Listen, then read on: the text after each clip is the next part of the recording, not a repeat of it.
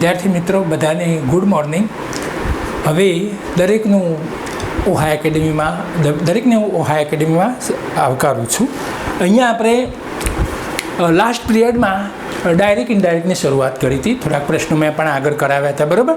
હવે ડાયરેક્ટ ઇનડાયરેક્ટની શરૂઆત ઓલરેડી થઈ ગઈ છે. હવે અહીંયા મેં છેલ્લે તમને અમુક પ્રેક્ટિસના વાક્યો પણ કરાવ્યા હતા. અહીંયા પણ થોડાક વાક્યો મેં મૂક્યા છે, એ આપણે એને સોલ્વ કરાવીને પછી આપણે આગળ જઈશું, બરાબર ને. તો મેં બોર્ડ ઉપર વાક્યો લખ્યા છે, એ ધ્યાન રાખવું, તેમાં ધ્યાન રાખજો. હું તમને એક પછી એક સોલ્વ કરાવું છું, કારણ કે અમુક જે વસ્તુ રહી ગઈ છે એ પણ હું તમને અહીંયા વાત કરી દઉં છું. અને એના પછી આપણે પ્રશ્નાર્થ વાક્યો તરફ જઈએ છીએ. વિદ્યાર્થી મિત્રો, પ્રશ્નાર્થ વાક્યોમાં ઘણા છોકરાને બહુ જ પ્રોબ્લેમ હોય છે. પ્રશ્નાર્થ વાક્યો બે પ્રકારના આવે છે, પણ અહીંયા જે હું આજે લેક્ચર લેવાનું છે એમાં જો ધ્યાન રાખશો તો હું તમને કહું છું કે કાયમ માટે પ્રશ્નાર્થ વાક્યોનું ઇનડાયરેક્ટ સ્પીચ કરવાનો પ્રોબ્લેમ તમારો ખતમ થઈ જશે, બરાબર. કોઈ પ્રશ્ન એમાં રહેશે નહીં, બરાબર. તો ધ્યાન રાખો. અહીંયા આગળનું થોડુંક રિવાઇઝ કર્યું છે ને એમાં થોડીક નવી બાબતે છે. તો અહીંયા પહેલું વાક્ય છે, પરીક્ષામાં ઘણી વખત આવું વાક્ય પૂછાતું હોય છે. Our teacher said to us, the earth moves round the sun. અમારા શિક્ષકે અમને કહ્યું પૃથ્વી સૂર્યની આજુબાજુ પરિભ્રમણ કરે છે. હવે મેં તમને આગળ કહ્યું હતું કે જો રિપોર્ટિંગ વર્ડ ભૂતકાળમાં હોય ભાઈ, તો આપણે ક્રિયાપદનો કાળ ચેન્જ કરી દઈએ છીએ. જસ્ટ અહીંયા શું કર્યું છે જુઓ, આપણે મૂવ લખ્યું છે ભાઈ, તો મૂવનું મૂવડ કરીશું કે નહીં કરીશું, મૂવ્સનું મૂવડ એ જોવાનું છે, બરાબર. બીજું કે શબ્દોમાં પરિવર્તન કરીશું કે નહીં એ પણ આપણે જોવાનું છે. હવે અહીંયા શું છે, અવર ટીચર સેડ ટુ અસ, તો આનું આપણે ઇનડાયરેક્ટ સ્પીચમાં રૂપાંતર કરીશું ભાઈ. એટલે આપણે શું લખીશું, અવર ટીચર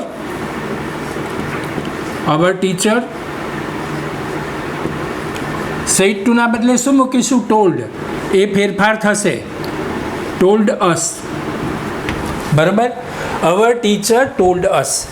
બે વાક્યને જોડવા સંયોજક તરીકે શું આવશે, ધેટ.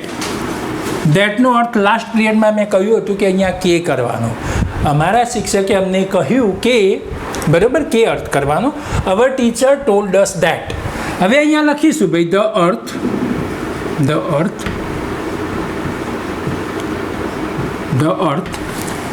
મૂવ્સ. હવે મૂવ્સનું મૂવડ કરવું કે કેમ, આ એક વાક્ય છે ને ભાઈ, સનાતન સત્ય છે. આઈ થિંક પૃથ્વી પહેલાં સૂર્યની આજુબાજુ પરિભ્રમણ કરતી હતી, આજે કરે છે ને ભવિષ્યમાં એ કરશે. તો આવા વાક્યમાં ક્રિયાપદનો કાળ ચેન્જ નહીં કરવાનો. તો અહીંયા મૂવનું આપણે મૂવ્સ જ લખીશું. જે મૂવ્સ છે એ એમના એમ લખીશું, મૂવ્સનું મૂવ્સ રાખીશું. Moves round the sun, moves round the sun. જુઓ, હવે ધ્યાન એ રાખો કે જો આમાં સેડ ટુનું ટોલ્ડ થાય એ 100% છે. બીજું, બે વાક્યને જોડવા કંજક્શન મુકાય, અહીંયા કંજક્શન તરીકે ધેટ છે, બરાબર. પણ આ વાક્યમાં કોઈ ચેન્જ ના આવે, ક્રિયાપદનો કાર બદલાય નહીં, સેમ પોઝિશનમાં રહે, the earth moves round the sun, બરાબર. તો આવા વાક્યો જે છે એમાં ક્રિયાપદનો કાર બદલવાનો નહીં. હવે બીજું એવા પ્રકારનું એક વાક્ય લખ્યું છે, પણ એમાં વિજ્ઞાનના સિદ્ધાંત ઉપર આધારિત છે. ધ્યાન રાખો, કોઈ ગાણિતિક નિયમ હોય, ગાણિતિક સિદ્ધાંત હોય, નિયમ હોય, વિજ્ઞાનનો કોઈ સિદ્ધાંત હોય, તો એમાં પણ ક્રિયાપદનો કાળ ચેન્જ ના થાય, બરાબર. ધ્યાન રાખો. અનિલ સેડ ટુ મી, અનિલે મને કહ્યું આઈસ ફ્લોટ્સ ઓન વોટર, બરફ પાણી પર તરે છે, બરાબર. આ એક વિજ્ઞાનના સિદ્ધાંતની વાત થઈ. આમાં ફ્લોટ્સમાં કંઈ ફ્લોટેડ, ટૂંકમાં એનું વીટું કરવાની કોઈ જરૂર નથી, ક્રિયાપદનો કાર બદલવાની જરૂર નથી. આ એક વિજ્ઞાનના સિદ્ધાંત પર આધારિત છે, એટલે એ પણ એમના એમ રહેશે. કયા ચેન્જ થશે હું તમને બતાવું. તો અનિલ સેડ ટુનું ટોલ્ડ કરી દઈશું, અનિલ ટોલ્ડ મી, બરાબર. સેડ ટુનું ટોલ્ડ કર્યું. બે વાક્યને જોડવા આપણે ધેટ મૂકીશું, ધેટ. Ice, ice. ફ્લોટ. હવે ફ્લોટ લખ્યું છે, તો ફ્લોટનું આપણે અહીંયા શું કરીશું, ધ્યાન રાખજો. તો અહીંયા આઈસ, આઈસ ફ્લોટ્સ. ફ્લોટ્સનું આપણે ભાઈ ફ્લોટ્સ જ રાખીશું, કોઈ ફેરફાર નહીં કરીએ. ખ્યાલ આવે. Ice floats on water, ice floats on water. બરફ પાણી પર તરે છે, સપાટી ઉપર તરે છે, બરાબર. તો અહીંયા Anil told me that ice floats on water. તો અહીંયા સેમ પોઝિશનમાં રહ્યું છે. જો મેં ફ્લોટેડ નહીં કર્યું, અહીંયા મૂવડ કર્યું નથી, ખ્યાલ આવ્યો? આવા વાક્યમાં ક્રિયાપદનો કાળ બદલાય નહીં. આ ધ્યાન રાખજો. ઘણી પરીક્ષાઓમાં મેં જોયું છે, કોમ્પિટિટિવ એક્ઝામમાં આવા વાક્યો મૂકે છે એટલે વિદ્યાર્થી શું કરે કે સેડ ટુ રિપોર્ટિંગ વર્બ તરીકે હોય યા સેડ આપ્યું હોય તો સાદા વર્તમાનકાળનો સાદો ભૂતકાળ કરવાનો. એટલે એ રીતે 4 ઓપ્શનમાંથી એ સિલેક્ટ કરતા હોય છે કે જેમાં ક્રિયાપદનો કાળ ચેન્જ કર્યો હોય, પણ આમાં કોઈ ક્રિયાપદનો કાળ ચેન્જ થાય નહીં. બરાબર? તો આ ધ્યાન રાખજો. આવા બીજા ઘણા વાક્યો છે ભાઈ. 2 and 2 makes 4 યા make 4 ગમે તે આવી શકે. 2 and 2 make 4 એ લખાય અને 2 and 2 makes 4 એ લખાય, પણ આમાંય ક્રિયાપદનો કાળ બદલાય નહીં. બરાબર? પછી the sun rises in the east, સૂર્ય પૂર્વમાં ઉગે છે, એમાંય ક્રિયાપદનો કાળ ચેન્જ ન થાય. તો આવા વાક્યોમાં ક્રિયાપદનો કાળ બદલાતો નથી. ચલો હવે આપણે ત્રીજા વાક્ય તરફ મૂવ કરીએ છીએ. ધ્યાન રાખજો. Nayan said I visit this place every day. નયને કહ્યું I visit this place every day, હું દરરોજ આ સ્થળની મુલાકાત લઉં છું. હવે અહીંયા વિઝિટ આપી છે ભાઈ, તો અહીંયા શું લખીશું આપણે? નયન સેડનું તો સેડ જ રાખીશું, સાંભળનાર છે નહીં પાછળ. નયન સેડ, બે વાક્યને જોડવા ધેટ. આઈનો ફેરફાર નયન મુજબ. આઈ પ્રથમ પુરુષનું સર્વનામ છે. મેં આગળના પિરિયડમાં નિયમ લખાવ્યા હતા કે પ્રથમ પુરુષનું સર્વનામ હોય તો ફેરફાર બોલનાર પ્રમાણે, બીજા પુરુષનું સર્વનામ હોય તો સાંભળનાર પ્રમાણે ફેરફાર કરવાનો, ત્રીજા પુરુષમાં કોઈ ફેરફાર કરવાના નહીં. જો આ પ્રથમ પુરુષનું સર્વનામ છે આઈ, એટલે ફેરફાર નયન મુજબ થશે, તો અહીંયા હી થશે. હી. હવે વિઝિટનું શું કરીશું ભાઈ? વિઝિટેડ. અહીંયા કાર બદલાશે. ખ્યાલ આવ્યો? કારણ કે આ કોઈ એવું સનાતન સત્ય વાક્ય નથી, કે કોઈ સિદ્ધાંત નથી, કોઈ નિયમ નથી. બરાબર? તો અહીંયા Nayan said that he visited, ધીસનું શું થઈ જશે ભાઈ? That place every day. બરાબર? Every day. તો જુઓ અહીંયા નયન સેડ ધેટ હી, આઈનો ફેરફાર નયન મુજબ, એટલે હી વિઝિટેડ ધીસ પ્લેસનું ધેટ પ્લેસ થઈ જાય. ધીસનું ધેટ, કારણ કે રિપોર્ટિંગ વર્બ ભૂતકાળમાં છે, તો ધીસનું that place every day. Every ડેમાં કોઈ ફેરફાર થશે નહીં. ઓકે, ચલો હવે બીજું. They said to me we won the match last week. હવે ભાઈ અહીંયા વોન આપ્યું છે, તો વોન ભૂતકાળમાં છે, એટલે વોનનું હેડ વોન કરી દેવાનું. બરાબર? એ ધ્યાન રાખજો. તો નયન, અહીંયા દે સેડ ટુનું શું થશે? Told. They told me that. બે વાક્યોને જોડવા. વીનો ફેરફાર ધે મુજબ, એટલે અહીંયા ધે થઈ જશે ભાઈ. ધે હેવ વોનનું શું થઈ જશે? Had won. સાદા ભૂતકાળનો પૂર્ણ ભૂતકાળ. Had won the match, they had won the match, અને લાસ્ટ વીકનું થાય ધ પ્રીવિયસ વીક.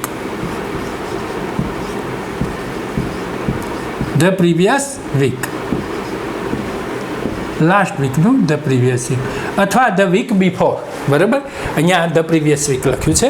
હવે અહીંયા જુઓ, ખાસ ધ્યાન રાખો કે આપણે શું કર્યું ભાઈ? વી પ્રથમ પુરુષનું સર્વનામ છે, એનો ફેરફાર બોલનાર પ્રમાણે કર્યો, એટલે અહીંયા ધે મૂક્યું છે. બરાબર? અને વોનનું હેડ વોન કર્યું. વોન એ V2 છે, એનું હેડ પ્લસ V3 કર્યું, એટલે આ V3 મૂક્યું છે, એટલે હેડ વોન. ટૂંકમાં સાદા ભૂતકાળનો પૂર્ણ ભૂતકાળ થાય. રિપોર્ટિંગ વર્બ ભૂતકાળમાં હોય તો she said to him I will attend the meeting. She said to him, I will attend the meeting. Attend એટલે હાજર રહેવું, હાજરી આપવી એમ. બરાબર? અહીંયા she said to નું આપણે told કરી દઈશું.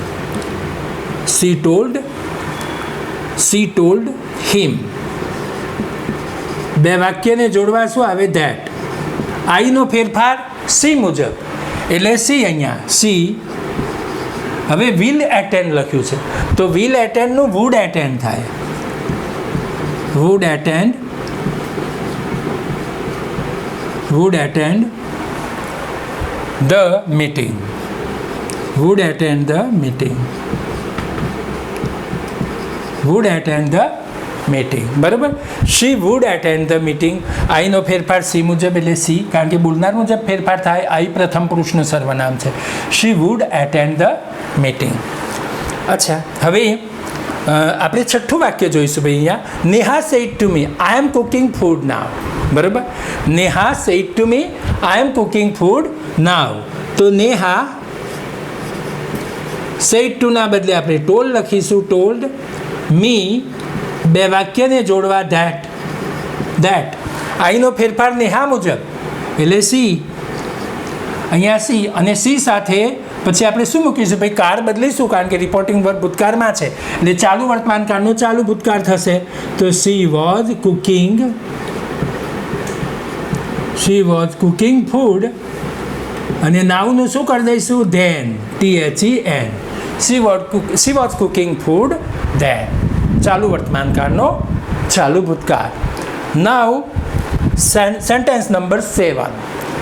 Nikhil said to me we have watched the film. હવે અહીંયા we have watched the film, have watched આપ્યું છે એ પૂર્ણ વર્તમાન કાળ છે, એનો પૂર્ણ ભૂતકાળ થશે. જુઓ, જેમ કે અહીંયા નિખિલ સેડ ટુ ના બદલે ટોલ્ડ મૂકીશું. Told me, Nikhil told me that, બે વાક્યને જોડવા સંયોજક તરીકે વીનો ફેરફાર નિખિલ મુજબ. હવે વીનો ફેરફાર નિખિલ મુજબ, વી બહુવચનમાં છે ભાઈ, નિખિલ માટે હી આવશે તો અહીંયા હી મુકાશે ના. આપણે નિયમમાં કેવું લખાયું છે જુઓ, કે જો રિપોર્ટેડ સ્પીચમાં પ્રથમ પુરુષના સર્વનામ હોય તો બોલનારની જાતિ વચન, આ વચન શબ્દ આવે છે, જાતિ વચન પુરુષ અને લિંગ પ્રમાણે ફેરફાર થાય છે. વચન એટલે એક વચન બહુવચન એ જોવું પડે. જુઓ આ કેવી રીતે છે? આ બહુવચનમાં છે ભાઈ, એટલે નિખિલ માટે ઓલરેડી આમ તો હી આવે, પણ આ બહુવચનમાં છે એટલે હીનું બહુવચન લેવાય એટલે અહીંયા ધે આવે. ધે અને હેવ વોનનું શું થઈ જાય? હેડ વોન.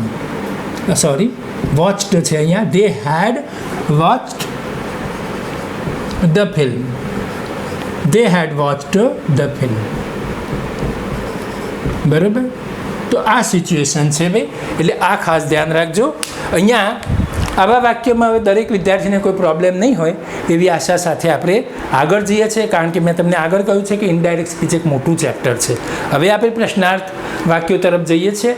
ફરી એકવાર થોડુંક અહીંયા સમજાવી દઉં કે ભાઈ આવું કોઈ સનાતન સત્ય વાક્ય હોય, કોઈ ગાણિતિક સત્ય હોય કે વિજ્ઞાનનો સિદ્ધાંત હોય તો એમાં ક્રિયાપદનો કાળ બદલવાનો નહીં. આ ખાસ વસ્તુ ધ્યાન રાખવાની. બરાબર, અને બીજા બધા અહીંયા મેં કાળ જે ચેન્જ કર્યા ભાઈ અમુક વાક્યમાં, બરાબર, તો એ તો તમને ખબર છે, આગળના પિરિયડમાં મેં તમને એ લખાવ્યું છે એ મુજબ એકોર્ડિંગ ટુ રૂલ ચેન્જ કર્યું છે. બરાબર ને, તો એ ધ્યાન રાખજો.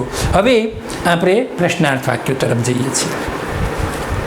હવે વિદ્યાર્થી મિત્રો, અહીંયા પ્રશ્નાર્થ વાક્યો મેં તમને આગળ વાત કરી, બે પ્રકારના પ્રશ્નાર્થ વાક્યો હોય છે. મેં અહીંયા બોર્ડ ઉપર લખ્યું છે, ધ્યાન રાખો.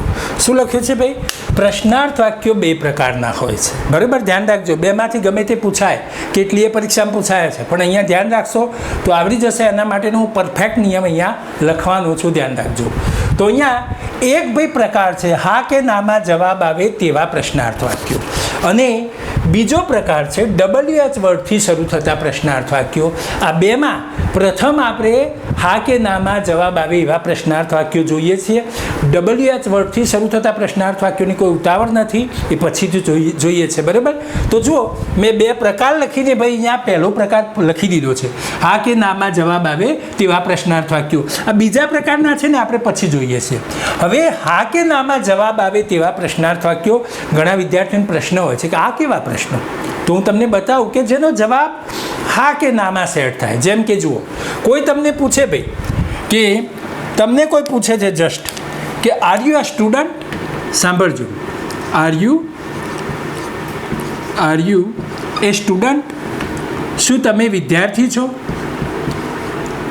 R you a student? તમે શું કહો છો ભાઈ? Yes I am. Yes I am. Yes I am. બરાબર, તો જો આ યસમાં જવાબ આવે તો આ પ્રશ્નને કેવું કહેવાય ભાઈ? હા કે નામાં જવાબ આવે એવો પ્રશ્ન. બરાબર, પછી કોઈ તમને પૂછે છે કે ડુ યુ પ્લે હોકી? શું તમે હોકી રમો છો? બરાબર, માનો કે તમે હોકી નથી રમતા. બરાબર, તો અહીંયા શું કહેશો? નો આઈ ડોન્ટ. ના, હું નથી રમતો. બરાબર, ના હું રમતો નથી એમ, નો આઈ ડોન્ટ, હા ના હું નથી રમતો. હવે અહીંયા યસ નોમાં જવાબ આવે ભાઈ, જો આનો યસમાં જવાબ આવ્યો, આનો નોમાં જવાબ આવ્યો, તો આ WH કેટેગરીમાં ના લેવાય, આ પહેલી કેટેગરીમાં લેવાય, હા કે નામાં જવાબ આવે તેવા પ્રશ્નાર્થ વાક્યો. બરાબર, મેં 2 જ લખ્યા છે ભાઈ, પણ ઘણા બધા પ્રશ્નો છે કે જેનો જવાબ હા કે નામાં આવે. જેમ કે will you go on tour, શું તમે પ્રવાસમાં જશો? હવે તમે જવાના હશો તો કહેશો યસ આઈ વિલ, નહીં જવાના હોય નો આઈ વોન્ટ.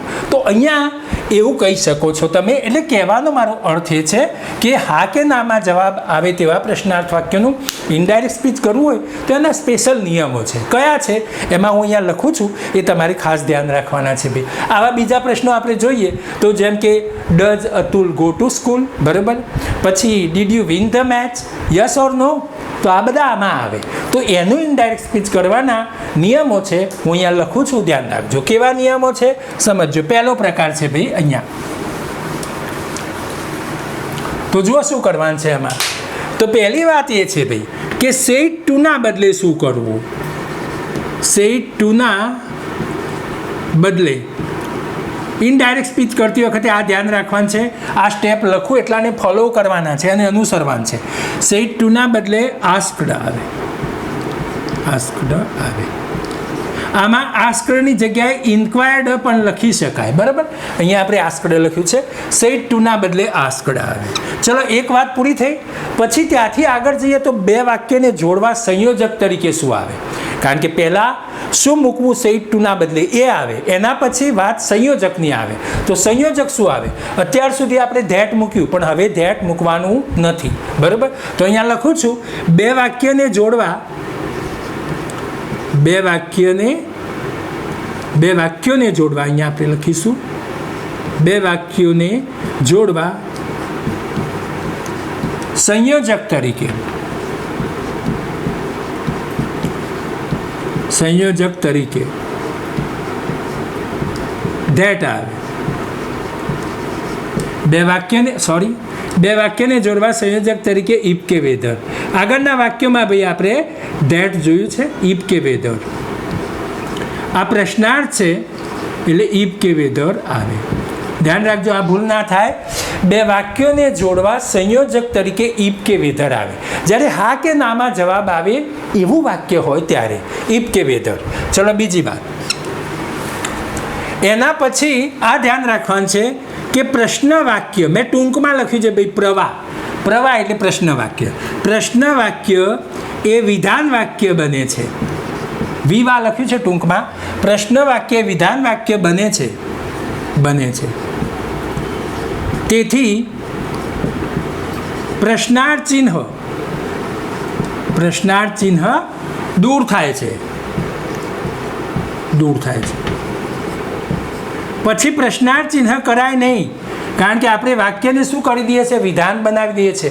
પ્રશ્ન વાક્યને વિધાનમાં ટર્ન કરી દઈએ છીએ, એટલે પછી પ્રશ્નાર્થ મૂકવાનો કોઈ મિનિંગ રહેતો નથી. મૂકો તો ખોટું છે, લખાય નહીં પ્રશ્નાર્થ.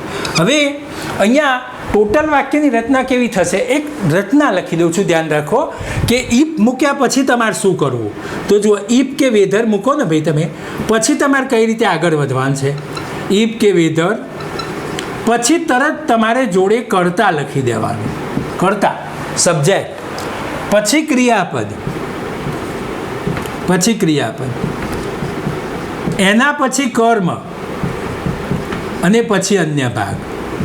બસ આને જો ફોલો કરશો ને તો આ વાક્ય ઇફ કે વેધરવાળું 101% કદી ખોટું નહીં પડે. આ ચોથા સ્ટેપ ઉપર બરાબર ધ્યાન રાખો, કારણ કે ટોટલ વિધાન રચના બનાવી છે. અને પ્રશ્ન વાક્ય ઓલરેડી ભાઈ વિધાન તો બને જ, ડાયરેક્ટને ઇનડાયરેક્ટ કરો એટલે અહીંયા ઇફ કે વેધર પછી તરત કર્તા, પછી ક્રિયાપદ, પછી કર્મ અને પછી અન્ય ભાગ. જો આ સ્ટેપ કઈ રીતે ફોલો કરવા હું ઉદાહરણ આપીને તમને સમજાવું છું, ધ્યાન રાખજો. હવે અહીંયા આ હું રિમૂવ કરું છું અહીંયાથી. બીજો પ્રકાર આપણે પછી તરત જોઈએ છે, બરાબર. જેમ કે અહીંયા આપણે કોઈ બી એક વાક્ય લખીએ, my friend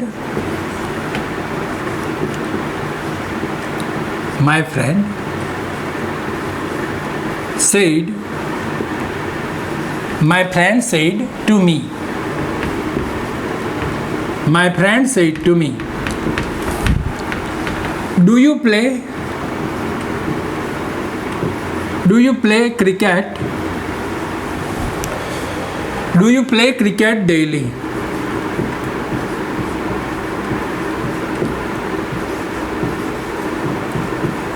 do you play cricket daily? बराबर. હવે ધ્યાન રાખજો કે આનું ઇન્ડાયરેક્ટ સ્પીચ હું કેમ કરું છું. ઓલરેડી આ પ્રશ્નાર્થ વાક્ય છે. જુઓ, do you play cricket daily. બહુ જ ઇઝી છે એકદમ, કંઈ હાર્ડ નથી. ખાલી આ 4 સ્ટેપ તમારે ધ્યાનમાં રાખવાના છે અને એમાંથી પસાર થઈ જવાનું છે. વાત પૂરી થઈ ગઈ ભાઈ. જુઓ, હવે હું શું કરીશ, ધ્યાન રાખો. પહેલા સ્ટેપને ફોલો કરીશ ભાઈ, કારણ કે આ એના નિયમો છે એટલે આને ધ્યાનમાં રાખવાનું છે. શું કરવાનું છે? સેડ ટુ ના બદલે આસ્કડ મૂકો. બસ આપણે એટલું જ કરીએ. જુઓ, તો માય ફ્રેન્ડ, એક વાક્યને ધ્યાન રાખજો, બધા આવડી જશે. માય ફ્રેન્ડ સેડ ટુ ના બદલે શું મૂકવાનું? આસ્કડ. કેમ કે પ્રશ્નાર્થ છે. માય ફ્રેન્ડ આસ્કડ મી. ચલો, એક કામ પૂરું થઈ ગયું. એક સ્ટેપ આપણે ફોલો કરી દીધું. હવે બીજા સ્ટેપનો વારો છે.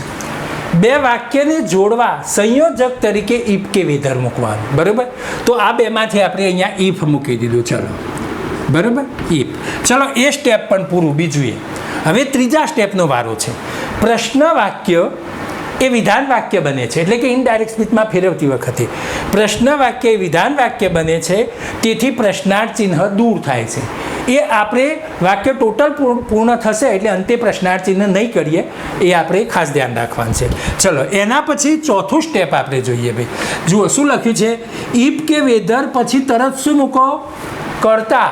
તો આ ઇફ તો મૂકી દીધું છે. હવે કરતા શોધો. કરતા મૂકવાનું છે એની પાછળ. તો યુનો ફેરફાર કોના મુજબ થશે? મી પ્રમાણે.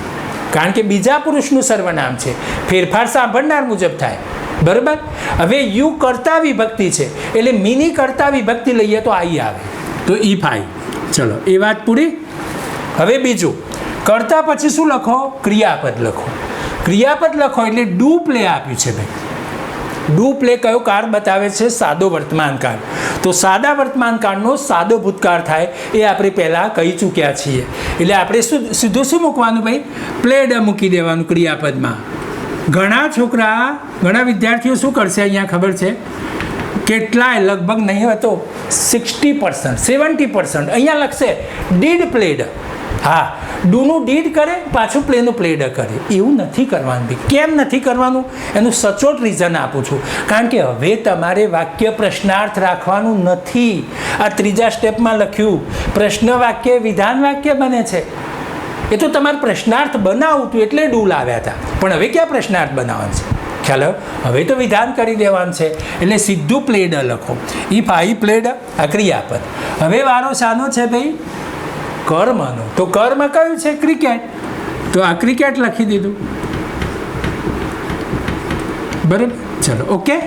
અને હવે અન્ય ભાગ તો આ ડેઈલી લખી દીધું. વાત પૂરી થઈ ગઈ. બોલો, કેટલું સરળ છે. So easy, not hard. એકદમ ઇઝી છે. પણ તમારે આ 4 સ્ટેપ છે ને માઇન્ડમાં ગોઠવી દેવા પડે. એને ધ્યાનમાં રાખવાનું. જ્યારે આ પ્રકારનું કોઈ પણ વાક્ય આવે તમે આનો ઉપયોગ કરો, 101% વાક્ય સાચું જ પડે. જો એક બીજું વાક્ય લખીને બતાવો છું, ધ્યાન રાખજો. તો આ પહેલો પ્રકાર છે. બરાબર, ધ્યાન રાખજો. હવે બીજું એક વાક્ય લખું છું અહીંયા. જેમ કે વિપુલ said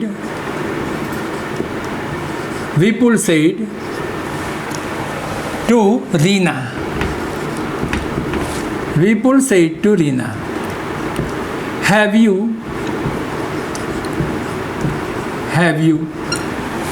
prepared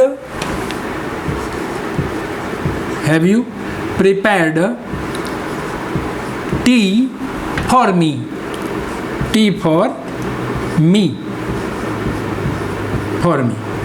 જુઓ, ધ્યાન રાખજો કેવું વાક્ય છે.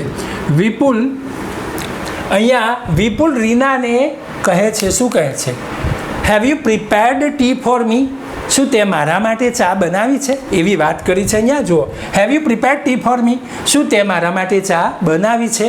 અહીંયા પૂર્ણ વર્તમાનકાળમાં વાક્ય છે. જુઓ, હેવ પ્રિપેર્ડ, બરાબર. અચ્છા, હવે આપણે આને ઇનડાયરેક્ટ સ્પીચમાં ટર્ન કરીએ તો બસ આ 4 નિયમ ફોલો કરવાના છે, કશું નવું નહીં કરવાનું. બસ એની બાઉન્ડ્રી તોડીને બહાર નહીં જવાનું. આ 4 નિયમને ફોલો કરશો, આરામથી પેસિવ થઈ જશે. અરે સોરી, ઇનડાયરેક્ટ સ્પીચમાં રૂપાંતર થઈ જશે, બરાબર ને. તો વિપુલ સેડ ટુ ના બદલે શું મૂકીશું? જુઓ, પહેલું સ્ટેપ ફોલો કરીએ ભાઈ આપણે. સેડ ટુ ના બદલે શું મૂકવાનું? આસ્કડ. એટલે આ લખ્યું આસ્કડ. વિપુલ આસ્કડ રીના. ઓકે, વિપુલ આસ્કડ રીના. ચલો, પહેલું સ્ટેપ ફોલો કરી લીધું. બીજું, 2 વાક્યને જોડવા સંયોજક તરીકે ઇફ કે વેધર આવે. આ બીજાને આપણે ફોલો કરી લઈએ. તો અહીંયા ઇફ કે વેધર આવે, અહીંયા આપણે મૂકીશું ઇફ, બરાબર. વિપુલ આસ્કડ રીના ઇફ. ચલો, બીજું સ્ટેપ ઓવર થઈ ગયું. હવે ત્રીજાનો વારો. પ્રશ્ન વાક્ય એ વિધાન વાક્ય બને છે, તેથી પ્રશ્નાર્થ ચિહ્ન દૂર થાય છે. એ આપણે અંતે નહીં કરીએ. જો આમાં પ્રશ્નાર્થ કર્યું, ના કર્યું, તો છેલ્લે આપણે નહીં કરીએ. કેમ નહીં કરવાનું? એનું રીઝન એ છે કે પ્રશ્ન વાક્ય રહેતું નથી, વિધાન બની જાય છે, માટે પ્રશ્નાર્થ ચિહ્ન દૂર કરવાનું આવે. ચલો, હવે ત્રીજું ફોલો કરી લીધું. ત્રીજાને આપણે અંતે પ્રશ્નાર્થ નહીં કરીએ. હવે અહીંયા ચોથાની વાત કરીએ ભાઈ. જુઓ, ચોથું શું કહે છે સ્ટેપ? ઇફ કે વેધર મૂકો, પછી તરત કરતા મૂકો. એટલે કરતા મૂકવાનો વારો આવ્યો. હવે યુનો ફેરફાર કોના મુજબ થાય? રીના પ્રમાણે. યુ કરતા વિભક્તિ છે, એટલે રીના માટે સી આવે.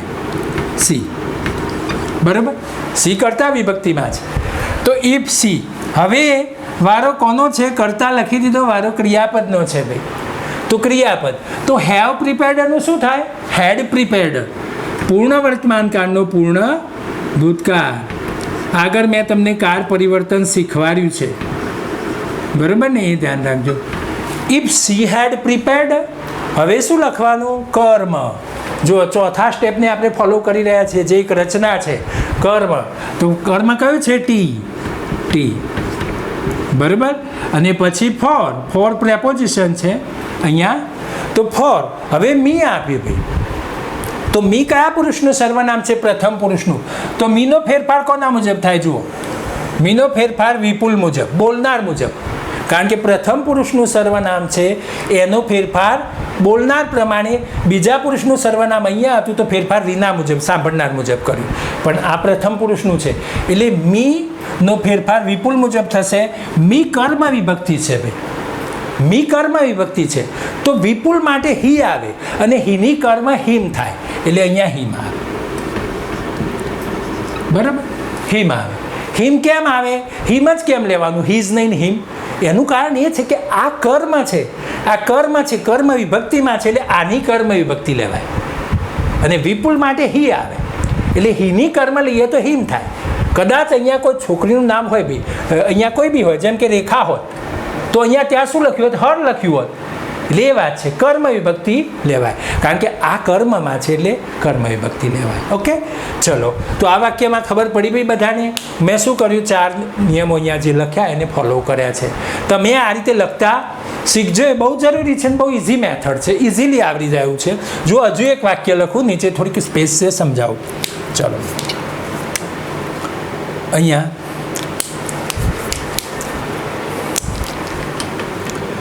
They said to me, they said to me, they said to me, can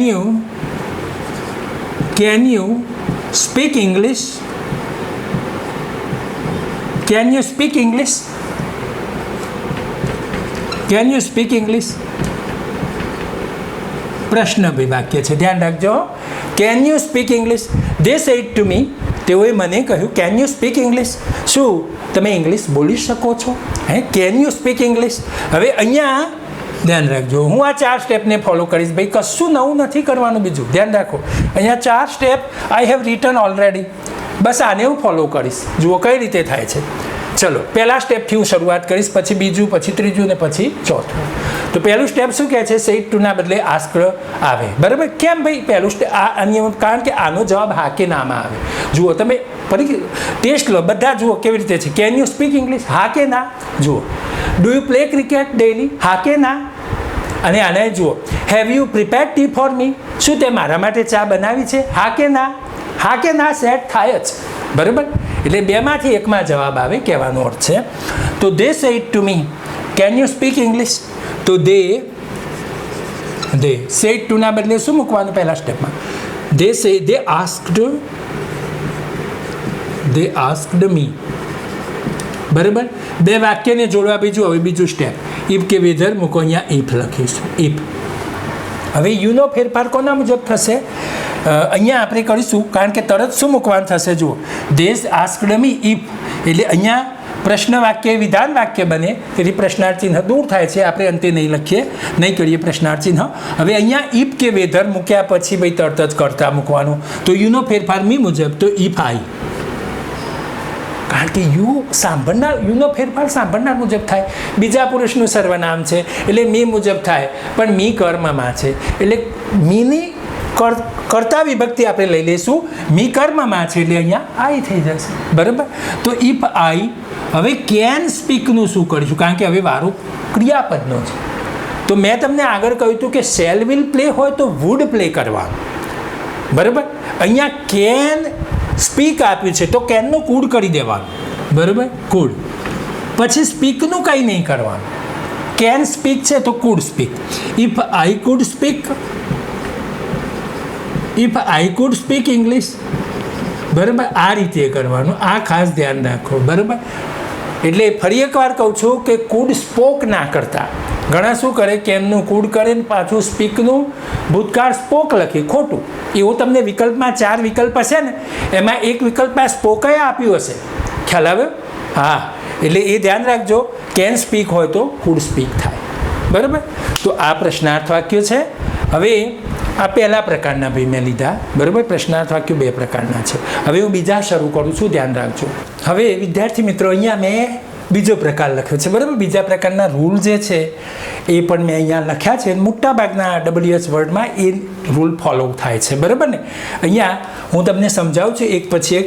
ઘણાને હજુ એ નથી આ WH વર્ડથી શરૂ થતા પ્રશ્ન વાક્યો એટલે શું ભાઈ, એ સમજાવી દઉં. WH વર્ડથી શરૂ થતા પ્રશ્ન વાક્યો એટલે જેમાં WH હોય મોટા ભાગે. જુઓ કેવી રીતે, જેમ કે હુ, વોટ, વેન, પછી હાઉ મચ, બરાબર? ઘણા બધા છે. હાઉ મચ, પછી વેન, વેર, WHERE, વેર, બરાબર? ઘણા બધા છે ભાઈ, ખૂબ પ્રશ્નો છે. આ WH વર્ડ. હવે WH કેમ કહેવામાં આવે એ પણ સમજાવું. WH વર્ડ એટલે એમાં WH છે, જુઓ, WH એટલે આને WH સિરીઝમાં ગણી લીધા. આ હાઉમાં W પાછળ છે ને H આગળ છે, છતાં એને WHમાં જ ગણી લેવામાં આવે.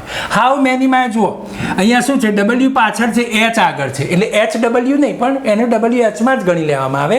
એટલે WHમાં મારું કહેવાનો અર્થ શું છે કે how, how much, how many, how often, how far, એ બધા WHમાં ગણાઈ જાય છે, બરાબર? એટલે એમાં WH છે એટલા માટે એને WH ક્વેશ્ચન કહેવામાં આવે છે, બરાબર? હવે એનું પ્રશ્નાર્થ વાક્ય પેલા કરતાં સ્લાઇટ ડિફરન્ટ છે થોડુંક. એમાં શું છે કે સંયોજક તરીકે આપણે ઇફ કે વેધર પેલામાં લાવીએ છીએ. આમાં WH વર્ડથી શરૂ થતા પ્રશ્નમાં ક્યાંય 12 સંયોજક લેવા નહીં જવાનું. જે વાક્યમાં આપ્યો હોય એ જ લખવાનું, બરાબર?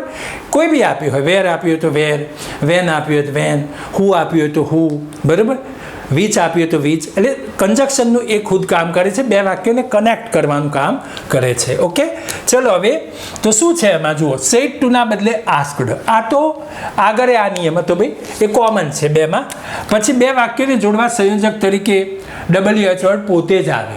પેલામાં ઇફ કે વેધર આવતું હતું, આમાં WH વર્ડ જાતે જ આવે, જે ઓલરેડી વાક્યમાં આપી દીધો હોય, બરાબર ને? અચ્છા, પ્રશ્ન વાક્ય વિધાન વાક્ય બને છે, તેથી પ્રશ્નાર્થ ચિહ્ન દૂર થાય છે. એ તો જાણો છો, પ્રશ્નાર્થ ચિહ્ન દૂર થવાનું કારણ શું છે ભાઈ? વિધાન બની જાય છે એટલે પ્રશ્નાર્થ ચિહ્ન દૂર થાય છે. અને છેલ્લું સ્ટેપ છે ભાઈ, WH વર્ડ મૂક્યા પછી તરત જ કર્તા મૂકો, ક્રિયાપદ મૂકો, કર્મ મૂકો અને અન્ય ભાગ મૂકો. આ વિધાન રચના ટોટલ છે, બરાબર ને? એટલે એ રીતે આપણે વાક્ય લખીશું. જો હું એક્ઝામ્પલથી તમને સમજાવું, ધ્યાન રાખો. જેમ કે અહીંયા કોઈ બી વાક્ય લખીએ. Amit sad to me. Amit said to me.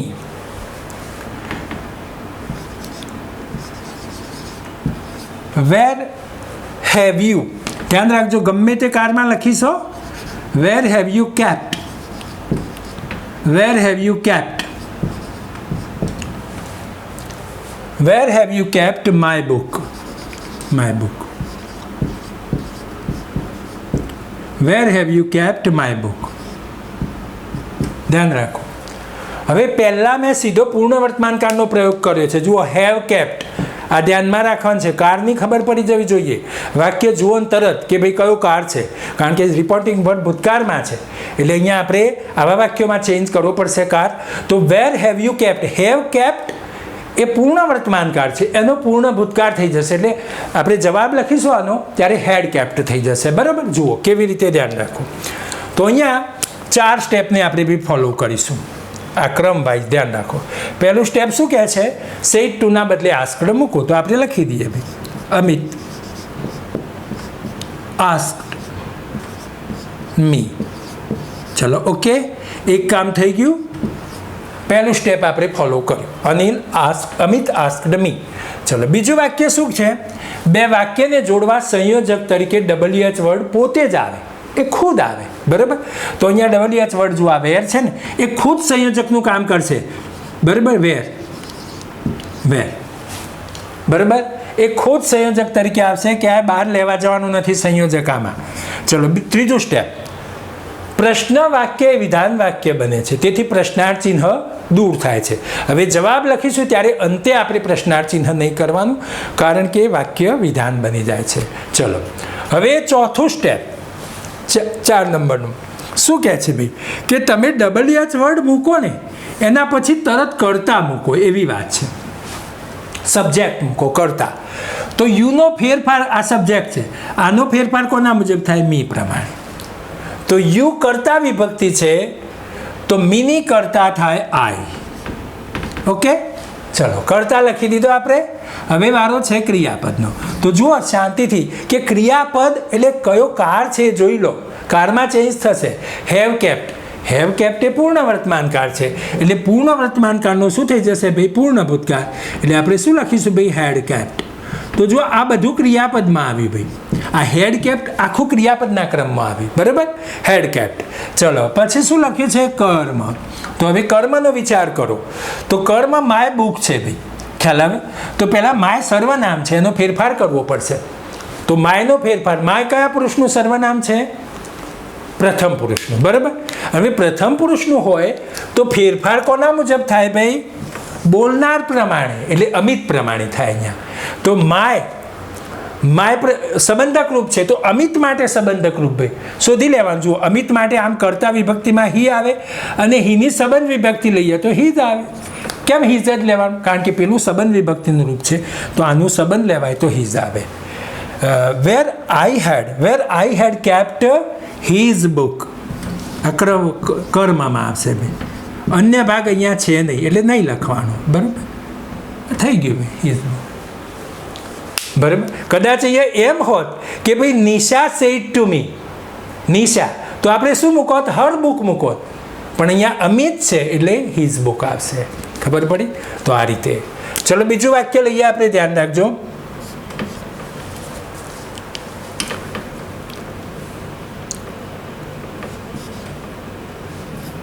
Nimesh said to Ajay. Nimesh said to Ajay, how did you solve the sum? How did you solve? Solve એટલે અહીંયા હલ કરવું, એમ ઉકેલ લાવવો. How did you solve the sum? સમ એટલે કોઈ ગણિતનો દાખલો, એવી વાત છે અહીંયા. Sum, how did you solve the sum? આ દાખલો તે કેવી રીતે ગણ્યો? એમ કેવી રીતે ગણ્યો? અને કાર કયો છે? ડીડ સોલ્વ છે, સાદો ભૂતકાળ છે. બરાબર, એનો આપણે પૂર્ણ ભૂતકાળ કરીશું. તો જુઓ કેવી રીતે જવાબ થશે, ધ્યાન રાખો. આપણે બસ આને ફોલો કરીશું 4 સ્ટેપને. સેડ ટુના બદલે આસ્કડ લખો તો નિમેશ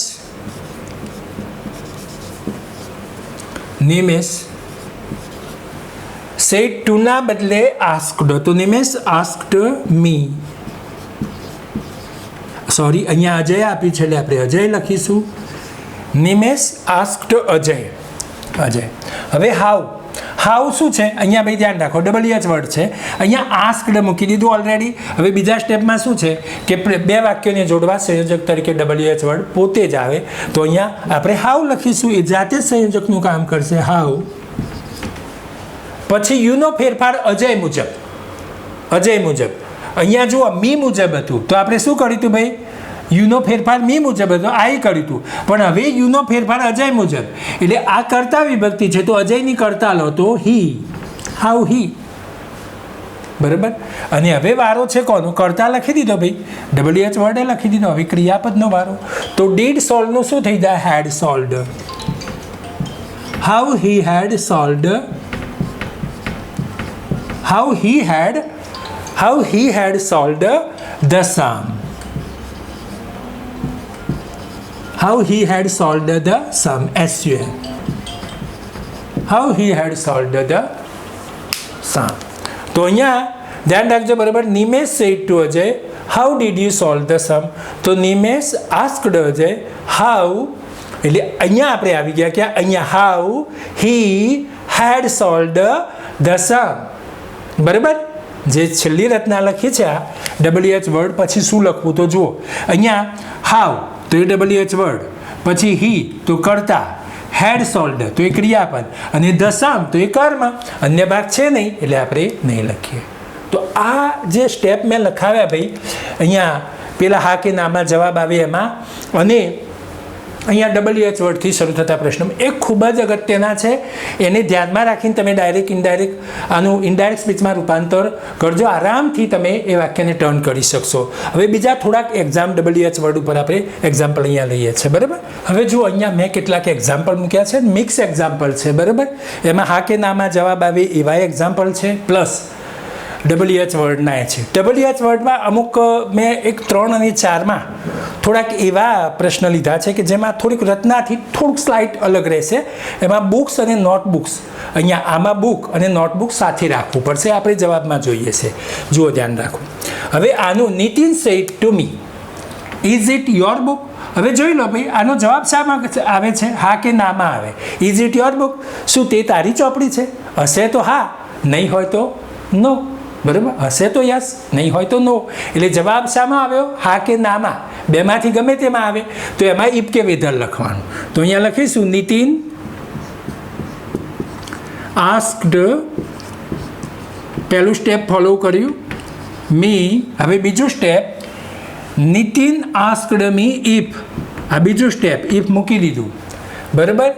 પછી આપણે જોઈશું ભાઈ કે પ્રશ્ન વાક્ય છે, વિધાન વાક્ય બનશે. પ્રશ્નાર્થીને નહીં કરીએ, રચના તરફ જઈએ. ચોથા સ્ટેપમાં ઇફ મૂક્યા પછી કરતા, તો ઇફ ઇટ, પછી ક્રિયાપદ તો વોઝ, અને યોર બુક, યોરનો ફેરફાર મી પ્રમાણે તો માય, અને book. If it was my book. બરાબર. આ કર્મ છે. If it was my book. બરાબર. ઇઝનું વોઝ થઈ ગયું, કાર પરિવર્તન, વર્તમાન કાળનું ભૂતકાળ. બરાબર. If it was my book. ચલો બીજું સેન્ટેન્સ, દે સેડ ટુ ના બદલે આસ્કડ. દે આસ્કડ મી. બે વાક્યને જોડવા આપી સંયોજક તરીકે અહીંયા ઇફ કે વેધર, કારણ કે આનો જવાબ હા કે નામાં આવે. જુઓ, are you waiting for the bus. શું તમે બસની રાહ જોઈ રહ્યા છો? Are you waiting for the bus, હા કે ના? બરાબર. તો અહીંયા આપણે શું મૂકીશું ભાઈ, ઇફ મૂકીશું. દે આસ્કડ મી ઇફ. હવે યુનો ફેરફાર કોના મુજબ, મી મુજબ, એટલે શું થઈ જશે, આઈ. અને આર યુ વેઇટિંગ, આઈ સાથે વોઝ વેઇટિંગ આવી જશે. ચાલુ વર્તમાન કાળનો ચાલુ ભૂતકાળ, એટલે if I was waiting for the bus.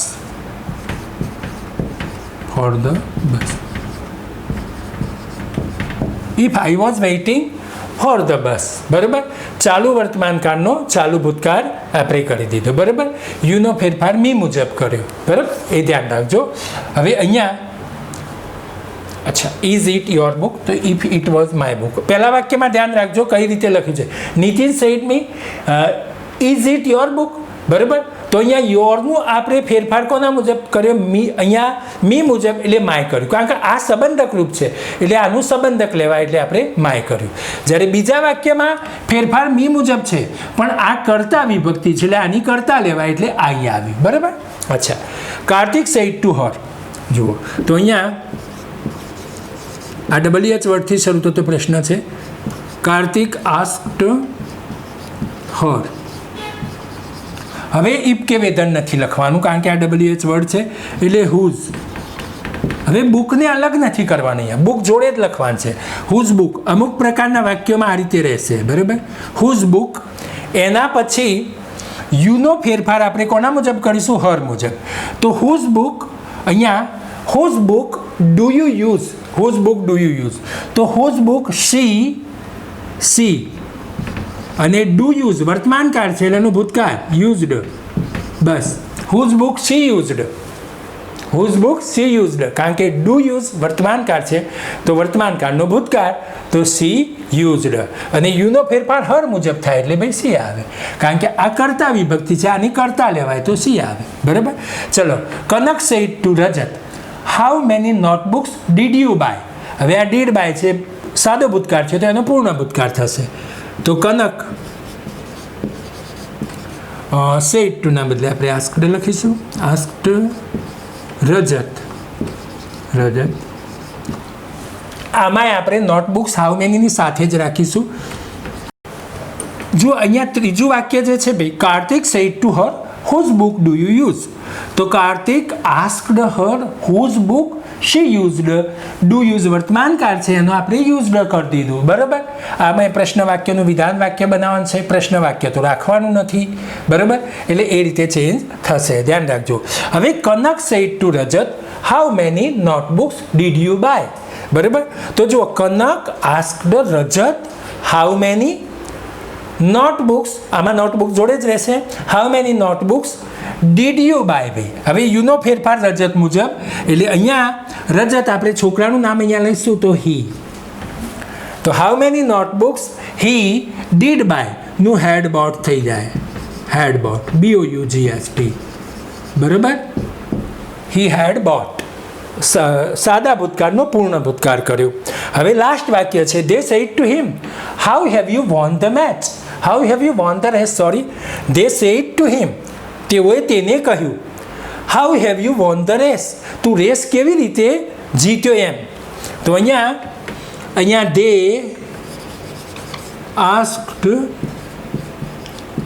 Asked him how.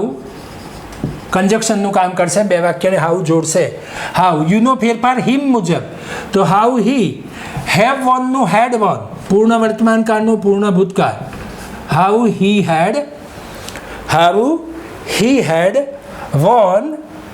Von the race. The race કારમાં છે, ધ રેસ.